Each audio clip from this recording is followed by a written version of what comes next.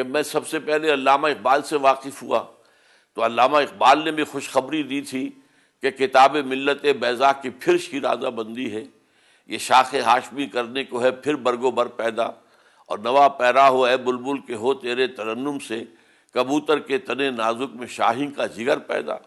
اور سنا ہے نکل کے صحرا سے جس نے روما کی سلطنت کو الٹ دیا تھا، سنا ہے یہ میں قدسیوں سے میں نے کہ وہ شیر پھر ہوشیار ہوگا۔ تو اب یہ سارا جذبہ جو تھا یہ تو وہاں سے ہی میرے اپنے ہی بچپن کے اندر، میرے ذہن میں، میرے تحت شعور کے اندر یہ ایکومولیٹ ہوتا چلا گیا۔ پھر میں مولانا مودودی سے واقف ہوا، انہوں نے دین کا ایک تصور پیش کیا کہ یہ دین ہے، یہ مذہب نہیں ہے، یہ صرف عبادات کا مجموعہ نہیں ہے، عقائد کا مجموعہ نہیں ہے، یہ مکمل نظام زندگی ہے، ضابطۂ حیات ہے، اور اس کو نافذ کرنا اور قائم کرنا یہ بندہ مومن کا فرض ہے۔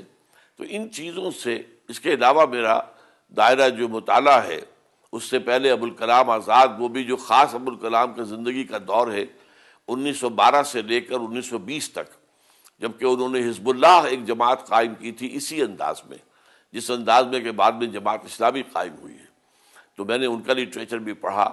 پھر مولانا فراہی اور مولانا اصلاحی صاحب، مولانا اصلاحی امین حسن اصلاحی صاحب جماعت اسلامی میں شامل ہوئے، تو ان کا خاص طور پر قرآن مجید کے ساتھ بہت گہرا شغف تھا، اور وہ فکر بھی پھر جماعت اسلامی کی تحریک میں شامل ہوا۔ تو اس طریقے سے میرے اندر 4 گوشوں سے یہ ایک فکر آیا ہے، فکر قرآنی۔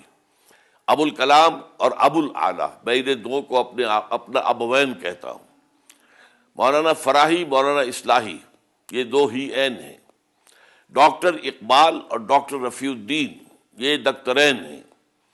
اور شیخ الہند مولانا محمود حسن دیوبندی رحمۃ اللہ علیہ، جنہیں میں 14ویں صدی ہجری کا مجدد اعظم مانتا ہوں، اور ان کے ترجمہ قرآن کے حواشی لکھے تھے شیخ الاسلام مولانا شبیر احمد عثمانی نے۔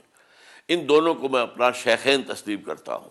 تو ادھر سے میں نے علم حاصل کیا، فکر حاصل کیا ہے، فہم حاصل کیا ہے، اور بہرحال اسی کو جمع کر کے پھر میں نے اس کی تبلیغ اور اشاعت اور اس کی ترویج اور اس کی تعلیم اور اس کی تدریس کا سلسلہ شروع کیا۔ میری پوری زندگی پھر اسی میں لگی رہی۔